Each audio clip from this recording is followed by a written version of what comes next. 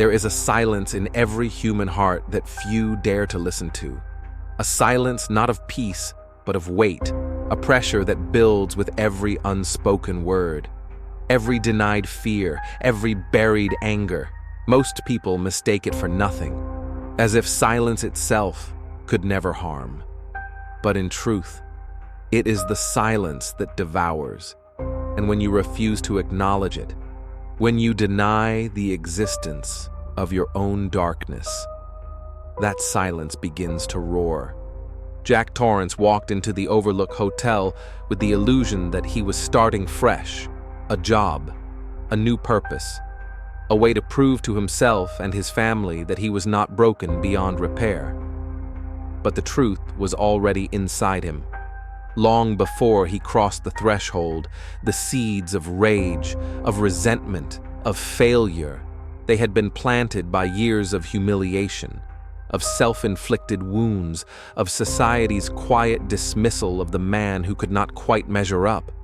The hotel did not create his darkness. It simply stripped away the walls he had built to deny it. And isn't that what most of us do? We build walls around the things we don't want to face, our anger, our envy, our cruelty. We paint them over with words like discipline, ambition, love. But the paint always cracks. The walls always collapse.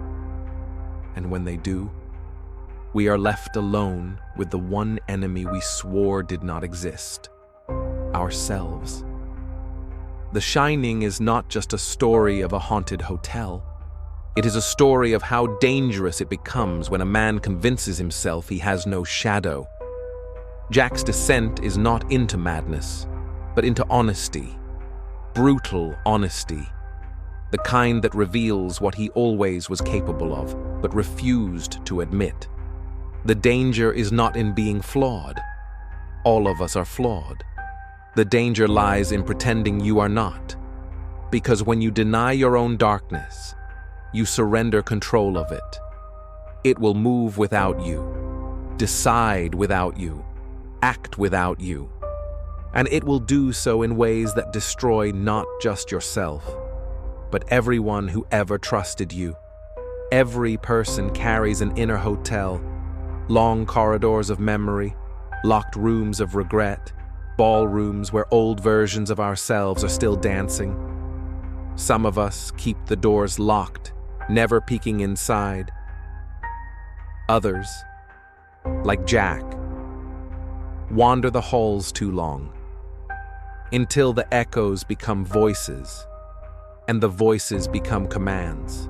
Think of the mistakes you've made when you were under pressure, when anger burned too hot to contain, when fear whispered that you were not enough. Did it feel like you were in control? Or did it feel as if something had taken the wheel? A shadow self, a version of you that had been waiting, patient and hungry, for just the right moment to step out of the dark? Society teaches us to polish our surface, to look good, act good, sound good. But what is buried never dies. It waits. And like the Overlook's ghosts, it feeds on denial. The more you try to bury shame, the stronger it grows. The more you swallow rage, the sharper its teeth become. What destroyed Jack Torrance was not just the alcohol, not just the isolation, not just the supernatural lure of the hotel. It was his refusal to admit, in the deepest chambers of himself, that he wanted to hurt, that he wanted to break, that he wanted to punish. He denied it so long that when it came flooding out, it did not arrive as a trickle he could manage. It came as an avalanche that buried his soul. But here is the truth no one wants to face. We all have a Jack Torrance inside us. Maybe not with an axe in our hands, but with words sharper than blades, with silences colder than any winter storm, with actions that, once unleashed, cannot be taken back. How many parents have spoken cruelty to their children, believing in the moment that it was discipline, only to regret it in the quiet of night? How many lovers have used silence as punishment, thinking it was justice, when it was only cowardice? How many of us have broken someone we loved, not because we wanted to, but because we refused to admit we were capable of wanting to? Jack is terrifying not because he is alien, but because he is familiar. He is the father who works too hard, then resents his family for the sacrifice he chose. He is the artist who blames the world for not seeing his genius. Instead of facing his own failure to persist, he is the man who hurts, but would rather destroy others than admit he is hurting. In him, we see not just a monster, but a mirror. And it is the mirror we fear the most. To deny your own darkness is to build a prison with no doors. At first it feels safe. No one can see your rage. No one can judge your envy. No one can hear your hidden cruelty. But with time, you realize the walls are not keeping the world out. They are keeping you in. And slowly, the air grows thinner. The silence grows heavier. The self you locked away begins to claw at the walls, demanding to be heard. If you do not open the door willingly, it will break it down, and when it does, it will not negotiate. It will not forgive. It will not wait for you to catch up. Jack Torrance could have faced his demons in small, honest moments. A conversation with Wendy about his failures, without anger. An apology to Danny for his violence, without excuse. A reckoning with himself about why he drank, and what he was trying to drown. But he did not. He told himself he was fine. He told himself the past was past. He told himself he was strong enough to move on without looking back.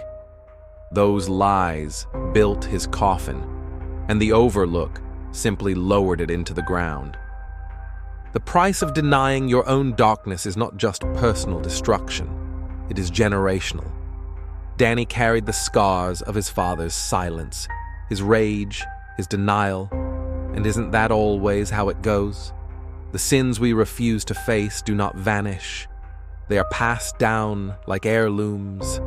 Our children inherit the battles we refuse to fight. The world inherits the wounds we refuse to heal. Jack's failure was not simply his own. It was a curse that echoed into Danny's nightmares. A shadow that followed him long after the hotel burned. Denial is never just yours. It bleeds. So I ask you, what silence devours you? What rooms in your own hotel remain locked? Too terrifying to enter? Too shameful to face? What part of yourself do you swear you would never become, while knowing deep down that you already are? Because the price of denying your own darkness is not that it disappears. The price is that it grows while you look away. The price is that, one day, it will demand its turn to live, and by then, it will no longer ask for permission. Darkness is not evil in itself. It is simply the part of us that feels what the daylight cannot handle. Our grief lives there, our envy, our rage. But so too does our creativity, our hunger for justice, our refusal to be silenced. To deny it is to deny half of what makes us human. But Jack did not understand this. He believed the darkness was shameful. Something to bury, something to cover with charm and discipline.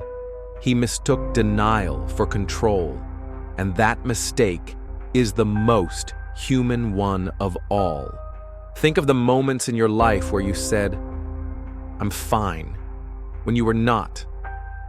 Think of the times you laughed when you wanted to cry, or stayed silent when you wanted to scream. In those moments, you were not lying to others. You were lying to yourself.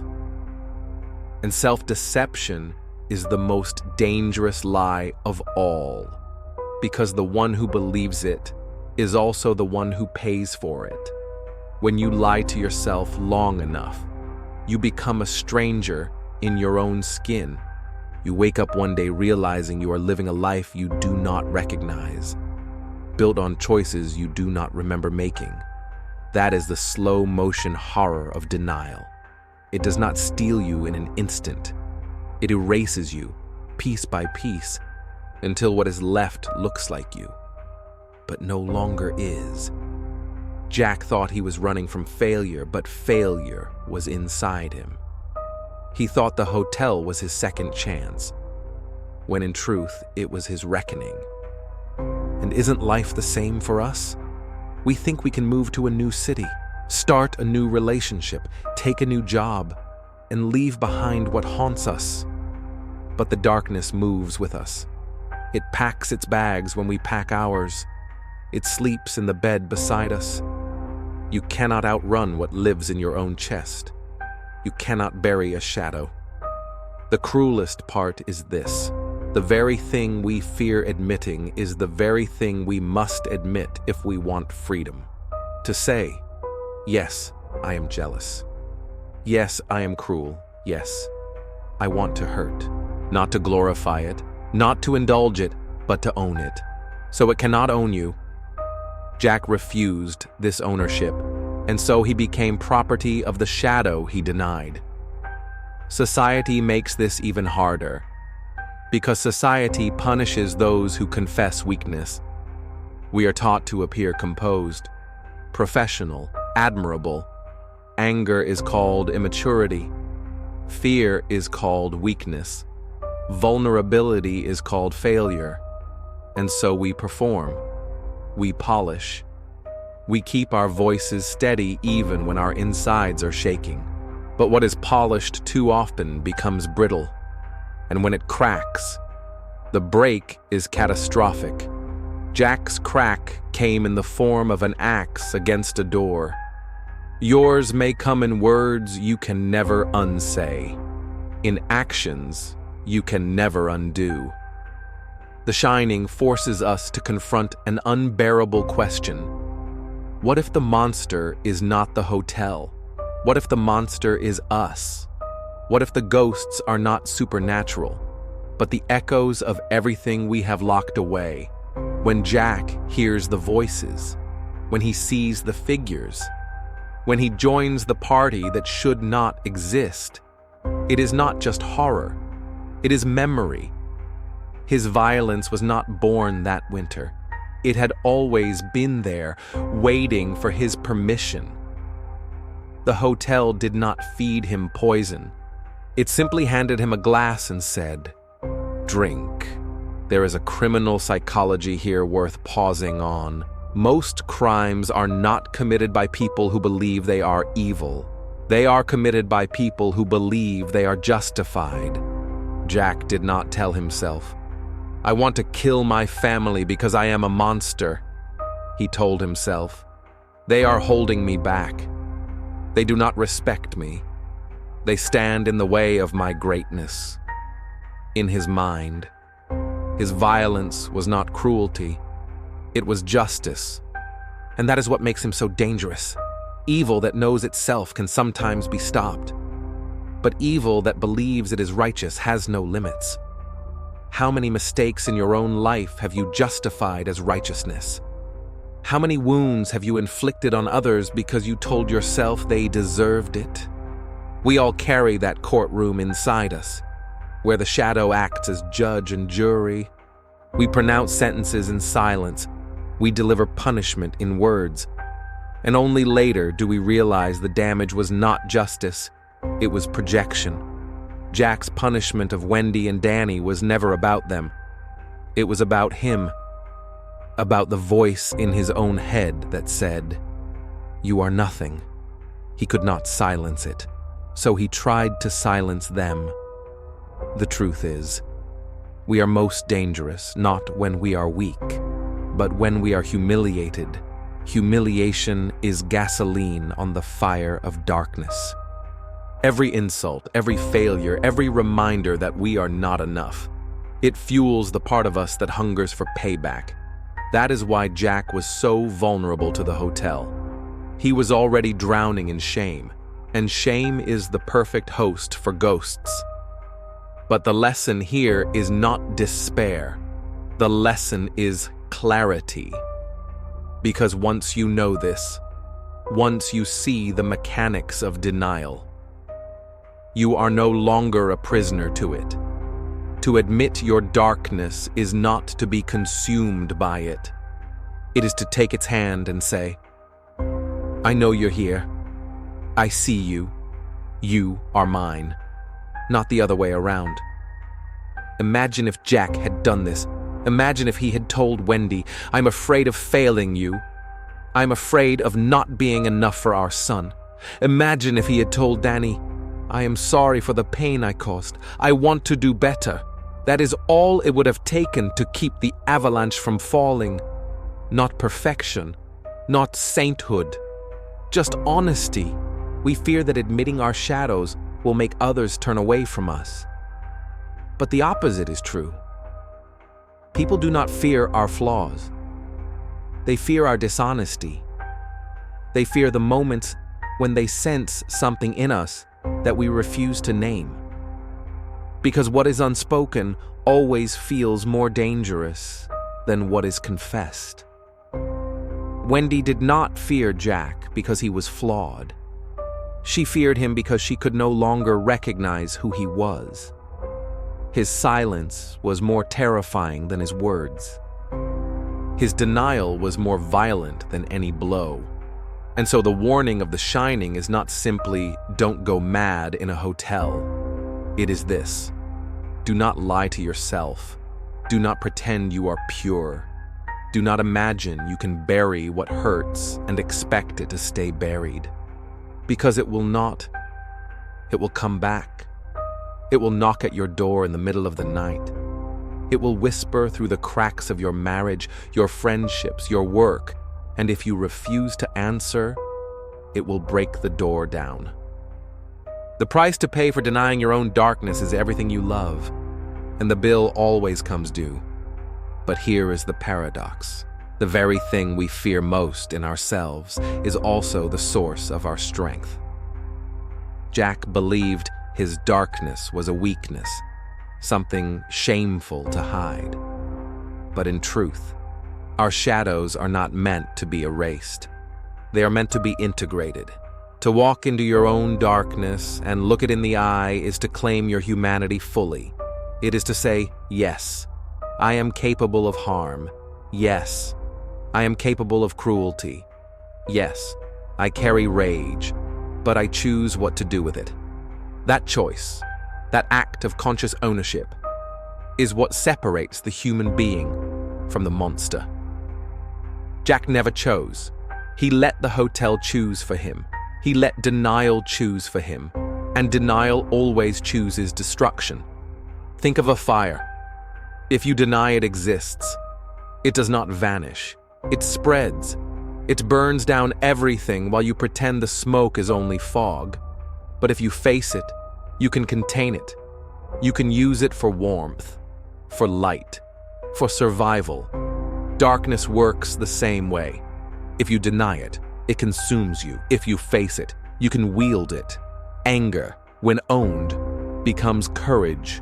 Fear, when admitted, becomes vigilance. Rage, when named, becomes passion for justice. But when buried, these same emotions turn into weapons aimed at the ones you love. Jack's tragedy is that he never learned the language of his own soul. He heard the screams inside him, but he called them silence. He felt the fire in his chest, but he called it nothing. And when the hotel gave those screams and that fire a body, he no longer recognized that it was himself. How often do we do the same? We lash out at our partners and tell ourselves it was their fault. We withdraw from our children and tell ourselves we are tired. We sabotage our own dreams and tell ourselves the world was against us. But deep down, we know it was us. We know the hotel was not haunted. It was only ever a reflection. There is a kind of moral cowardice in pretending to be good. True morality is not about presenting yourself as pure. It is about knowing the violence you are capable of and choosing restraint. It is about knowing the temptation you feel and choosing a higher path. To act good without acknowledging your capacity for evil is not morality. It is performance, and performance always cracks under pressure. That is why Jack failed. He wanted to be seen as good, not to become it. And this is where society plays its cruelest trick. We reward performance more than authenticity. We praise the man who hides his flaws convincingly, while scorning the one who admits them openly. We call the first strong and the second weak. But strength is not denial. Strength is confession. Strength is the ability to say, I am not perfect. I am not safe. I am not above harm. But I am willing to face myself so I do not destroy others. Imagine if we lived in a world that rewarded honesty more than pretense.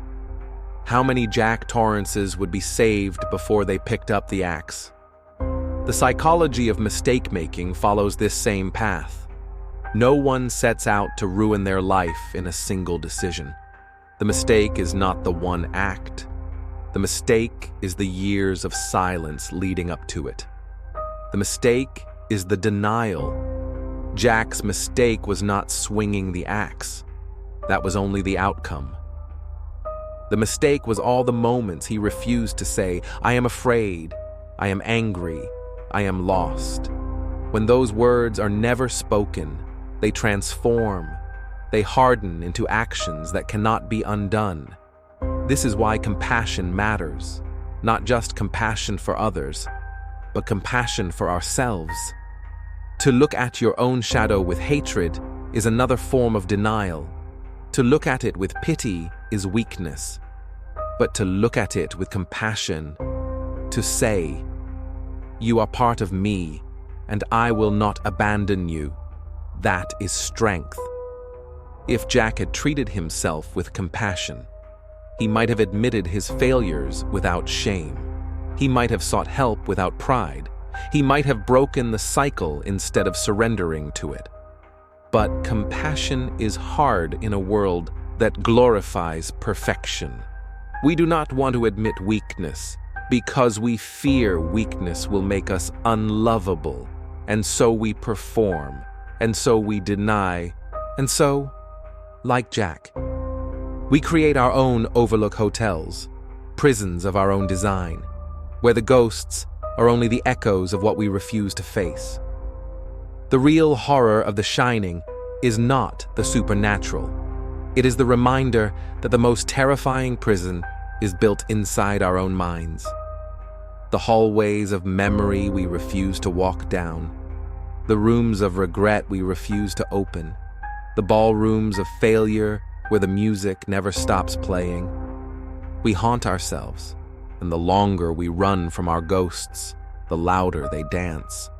But if you listen closely, there is hope here too. Because the same silence that devours can also become the silence that heals. The silence of sitting with yourself honestly. The silence of looking into the mirror and refusing to look away. The silence of saying, this is who I am. This is what I have done. This is what I carry. It is only in this silence that the ghosts lose their power. They thrive on your refusal. They weaken on your acceptance. So the question is not, do you have darkness? The question is, what will you do with it? Will you bury it until it breaks down the door? Or will you face it while you still have the choice? Will you let it own you? Or will you own it? Jack's fate was sealed the moment he chose denial. Yours does not have to be, because every person watching this carries an axe, maybe not in your hands, but in your heart, and one day you will be tempted to to swing it. At your partner, at your child, at your friend, at yourself. And in that moment, the question will not be whether you are good or bad. The question will be whether you know your own shadow well enough to stop it. The price to pay for denying your own darkness is not always as dramatic as Jack's. Most of us will never find ourselves chasing loved ones down hallways. But the price shows up in subtler ways. In the distance between you and your partner. In the fear in your child's eyes when your anger flares. In the friendships that crumble because you could not admit you were wrong. In the quiet of your own heart, when you realize you have become someone you swore you never would, and yet, the choice remains at any moment. You can stop running. You can turn and face the shadow. You can unlock the door. It will not destroy you. It will not devour you. It will reveal you. And in that revelation, there is freedom.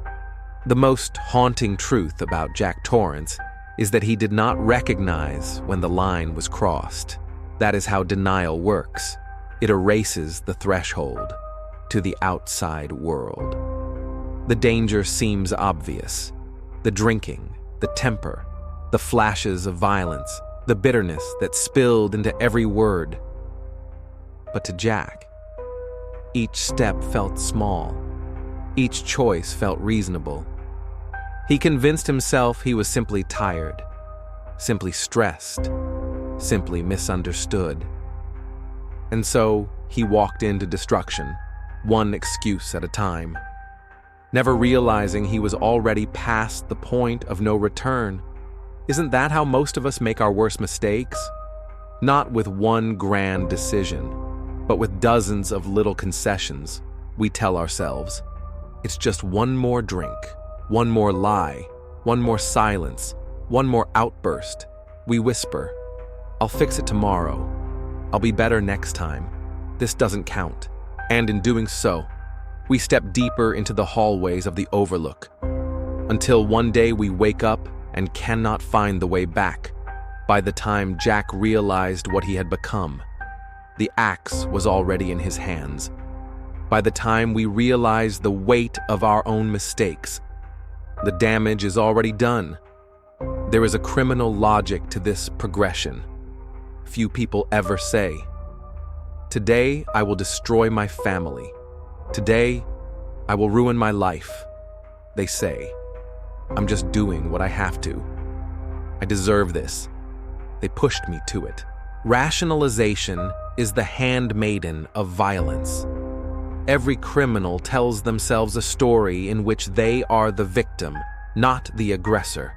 Every act of cruelty begins as an act of self-defense, at least in the mind of the one committing it. Jack was not chasing Wendy and Danny in his imagination. He was protecting himself from their judgment, their lack of faith, their imagined betrayal. The more he denied his darkness, the more he needed to cast it onto others, and so they became the villains, and he became the righteous executioner. But this is where The Shining becomes more than a horror story. It becomes a mirror for the way denial corrodes every human relationship. When you cannot admit your own flaws, you are forced to see them in everyone else. Your anger becomes their disrespect. Your jealousy becomes their betrayal. Your weakness becomes their failure. And so, you punish them for crimes they never committed. Jack did not want to kill Wendy because she failed him. He wanted to kill her because she reminded him of how he had failed himself. This is the social dynamic of denial. We do not suffer alone. We export our pain. We hand it to the people closest to us and demand they carry what we cannot bear to face. And when they collapse under the weight, we call them weak. How many marriages break, not because of what one partner did, but because of what the other partner refused to face in themselves? How many children grow up carrying wounds that were never theirs to bear? only because their parents denied their own shadows? Jack was not just a failed man. He was a man who infected his family with the consequences of his silence. And yet, there is something even more disturbing. Jack loved them. He did. In his own broken, selfish way, he wanted to be better for them. But love is not enough when it is poisoned by denial. Love without honesty turns into control. Love without self-awareness turns into blame. Jack believed he loved his family, but what he really loved was the version of himself he imagined they owed him, the heroic father, the misunderstood genius, the man whose flaws should be overlooked because of his potential. That is not love. That is a contract of power. And when Wendy and Danny did not fulfill it, his so-called love turned to violence. This is why facing our own darkness is not only for ourselves. It is an act of mercy for everyone who depends on us. When you admit your flaws, you free the people you love from carrying them for you. When you deny your flaws, you make them prisoners of your silence. Jack imprisoned Wendy in that hotel long before he locked her in a bathroom. He imprisoned Danny in fear long before the chase through the snow. The axe was only the final link in a chain forged by years of denial. But here is the question that lingers like smoke. How different would his fate have been if, even once, he had spoken the truth? What if he had sat at that hotel table and whispered, "I am broken. I am scared. I am angry at myself more than anyone else"? What if he had admitted his darkness before it owned him? Would the ghosts still have won? Or would they have faded, powerless in the presence of honesty? There is a lesson here for all of us. Your darkness does not demand perfection. It does not demand you conquer it once and for all. It only demands recognition, a moment of courage to say, "Yes, this is part of me, but it is not all of me."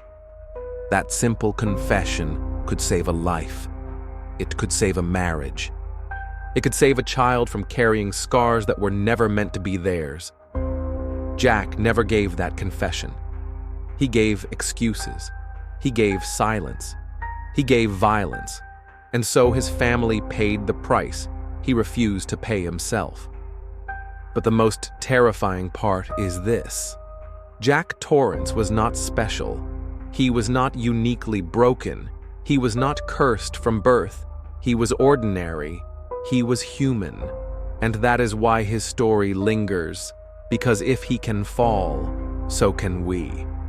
If he can become the monster he denied, so can anyone. The Overlook Hotel is not a place. It is a possibility. And every one of us carries the key. Ask yourself this: what would your hotel look like? What ghosts would walk its halls? What voices would whisper in your ear if you were left alone with nothing but yourself? Would you recognize them as your own, or would you, like Jack, insist they came from somewhere else? The true horror is not that he saw ghosts. The true horror is that he believed they were not him. We all pay the price for denying our darkness. The only question is how much it will cost, and who else will be forced to pay it with us. There is something quietly devastating about the image of Danny running through the snow, leaving false tracks to trick his father. A child forced to outthink the man who should have protected him. That is the real inheritance of denial. It transfers the burden from the guilty to the innocent. Jack refused to face his darkness, so Danny had to. He was a boy, but he was forced to see clearly what his father would not, that monsters are not myths. They are people we love. And when children learn that lesson too soon, something in them shatters. The psychology of trauma tells us that what is denied by one generation is carried by the next. If a parent refuses to confront their violence, their child will inherit the fear. If a parent refuses to face their shame, their child will inherit the silence. This is why denial is not private. It is a contagion. It spreads like a sickness, infecting everyone who breathes its air. Jack's refusal to admit his failures did not keep his son safe from them. It delivered those failures directly into Danny's fragile hands. Think about that. Every time you deny your anger, someone else absorbs it. Every time you hide your pain, someone else feels its echo. The darkness does not vanish just because you close your eyes. It leaks. It seeps into the walls of your home, into the atmosphere of your relationships, into the bloodstream of your children, and they grow up carrying a weight they cannot name, a fear they cannot escape, a silence they cannot understand. That is the true price of denial. It makes orphans out of the living. Jack's story is also a warning about the thin line between victimhood and villainy. He was a victim of his own past, his own failures, his own addictions. But victimhood is not an excuse for cruelty. Too often, we blur the two. We tell ourselves that because we have been hurt, we are allowed to hurt others. That because we have suffered, we are entitled to vengeance. But pain does not justify violence. It only explains it. Jack believed his suffering gave him permission. He believed his failures gave him the right to punish those closest to him. And that is where his humanity ended. This distinction is crucial in our own lives. We all suffer. We all carry wounds. But what we do with them determines who we become. To use suffering as an excuse is to hand your shadow a weapon. To use suffering as a reason to grow is to take the weapon away. Jack's mistake was not that he suffered. His mistake was that he let suffering speak for him. He gave his pain a voice, and that voice demanded blood. But here's the part most people overlook. Jack could have chosen differently. He had countless chances. The hotel offered him drink after drink, whisper after whisper, vision after vision.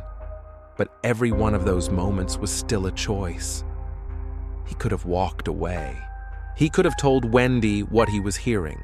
He could have admitted that the isolation was breaking him. The ghosts could not lift the axe for him. They could only tempt. He had to decide. And he did. Every step of the way, he chose denial. That is why The Shining is not just a supernatural horror. It is a human tragedy, because it shows us how destruction is never forced on us. It is invited. The ghosts only move in when you leave the door unlocked.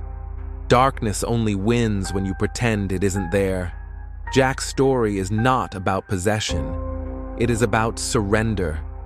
He surrendered his will to the parts of himself he refused to name. And when the time came, he was too hollow to resist. We must understand this in our own lives. Temptation will always knock. Shadows will always whisper. Pain will always demand release. But you still have a choice. You are never without choice.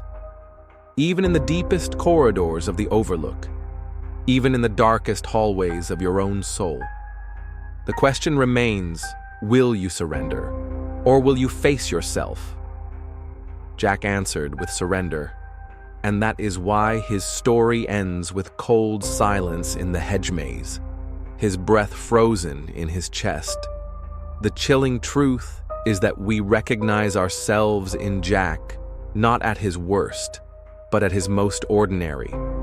his bitterness about wasted potential, his resentment toward those who seemed to have it easier, his shame at his own failures. These are not exotic feelings. They are everyday emotions. They live in all of us. And that is what makes his fall so terrifying. Because if the ordinary can become monstrous, what does that say about us? The lesson, however, is not despair, it is urgency. If denial can turn a father into a monster, then honesty can prevent it. If silence can destroy a family, then confession can save one. If surrender can end a life, then courage can change it. Jack's story ends in the snow, but ours does not have to. Ask yourself, what would have happened if Jack had faced his darkness in small, daily ways? If he had admitted his anger before it boiled over? If he had confessed his shame before it hardened into resentment? The ghosts would have had nothing to feed on. The hotel would have starved. And Danny would have been spared the terror of outthinking his own father in the frozen dark. You cannot change the past. You cannot rewrite your own mistakes, but you can stop them from becoming someone else's inheritance. You can face your darkness now, before it grows teeth. You can speak your truth now, before silence devours you. The ghosts are not outside you. They are waiting in the corners of your own reflection. And every day, you decide whether to deny them or to face them.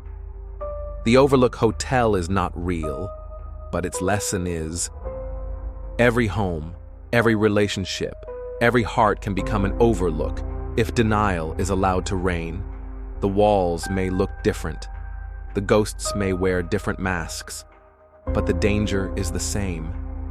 To deny your own darkness is to invite the collapse of everything you love. And so the question lingers, sharp as the winter air that filled Jack's lungs in his final moments. When your shadow knocks, will you pretend you do not hear it?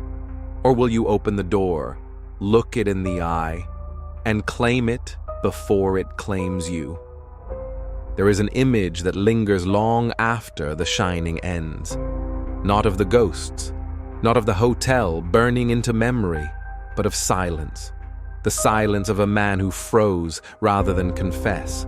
The silence of a father who let his son escape into the maze while he surrendered to the storm. Silence, in the end, was Jack Torrance's truest weapon and his truest defeat. And perhaps that is what we should fear most in ourselves. Not the violence we could commit, but the silences we allow to grow. Because silence is never neutral. Silence is a decision. To say nothing is still to speak. To bury your darkness is still to act. It is to act against yourself, against your family, against your future. Jack thought silence kept him safe. But silence turned him into a stranger to the people who loved him most. Silence made him a father his son could not trust. Silence made him a husband his wife could not reach. And so silence became his grave. But imagine if the silence had been broken. Imagine if, before the axe, there had been words. I am afraid. I feel like a failure. I don't know who I am anymore. The power of those words would have been greater than any ghost. They could have shattered the hotel's grip. They could have turned the tide, because honesty is the one thing darkness cannot survive. A shadow only exists when the light is blocked. The moment you let the light in, it loses its shape. This is the lesson society still struggles to learn. We glorify success, achievement, perfection. We punish weakness, confession, imperfection. And in doing so, we create a world of Jack Torrances, men and women trapped in prisons of silence, afraid to reveal their truth until it consumes them. We tell our children to be strong, when what they need is permission to be honest. We tell our partners, everything is fine, when what we need is to admit that it isn't. We polish the surface, while the foundation cracks, and when it collapses, we call it a tragedy, as though it were unforeseeable. But it was not unforeseeable. It was inevitable. If The Shining has anything to teach us, it is this: the monsters we fear the most are not in haunted hotels, or in dark forests, or in whispered legends. They are in us. They are us, but they do not have to win. The moment you name them, they lose their grip. The moment you confess them, they lose their silence. The moment you face them, they become something else, not enemies, but teachers. They reveal who you are, what you need, what you must heal. Jack Torrance teaches us not how to fail, but how not to. His story is a warning, a mirror, a plea. Do not wait until the silence devours you. Do not wait until your family is running through the snow to escape what you would not face. Do not wait until you are alone in the maze, frozen by the weight of everything you refused to admit. Face it now. Speak it now. Confess it now. Because the longer you wait, the higher the price becomes. And here lies the final paradox. To deny your darkness is to believe it makes you weak. But in truth, the denial is the weakness. To face your darkness is the greatest strength you will ever know. To say, yes, I am flawed. Yes, I am capable of harm. Yes, I have failed. That is not defeat. That is freedom. That is the moment the ghosts lose their power. That is the moment the silence breaks. That is the moment you step out of the hotel, into the snow, and realize you can still find your way home. So ask yourself, what rooms in your own hotel have you left locked? What shadows have you sworn you do not carry? What silences are devouring your life, even now? And most of all, who else is paying the price for what you refuse to face? Your partner, your children, your friends, yourself? Because there is always a price, and the longer you deny your darkness, the more the bill grows. You can pay it with honesty now, or you can pay it with destruction later. That is the choice. That has always been the choice. Jack Torrance paid with everything: his family, his sanity, his soul. He believed he was running from his darkness, when all along he was running toward it. And in the end, it claimed him. But you are not Jack. You still have time. You still have choice. You still have the chance to turn and face what waits in your own halls. And when you do, you may find that the monster you feared is not a monster at all. It is only a part of you, waiting to be seen, waiting to be heard, waiting to be forgiven. And once you do that, you may discover something Jack never did, that to embrace your shadow is not to lose yourself. It is to become whole. The silence that devoured him does not have to devour you. The maze that trapped him does not have to trap you. The hotel that consumed him does not have to consume you. The price he paid does not have to be yours. The question is simple, but it cuts deeper than any axe. Will you deny your darkness until it owns you? Or will you face it now, while it is still yours to claim? The decision is waiting. The silence is listening. The ghosts are watching. And the only voice they cannot silence is yours.